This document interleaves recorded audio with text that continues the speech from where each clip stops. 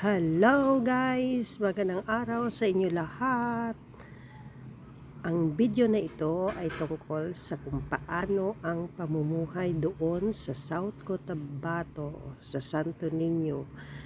Yan po ang kinabubuhay ng aking mga pinsan doon.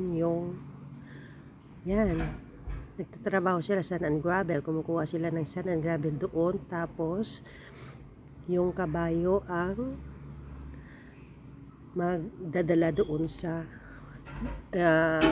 kung sino mang nag-order sa kanila doon ng sand and gravel. Meaning, ang kabayo ang horse of transportation nila doon dahil bukid. Ayan, yung pinsan ko kumukuha yan ng sand and gravel, nilalagay sa sako. Yan po. Yan ang lugar nila.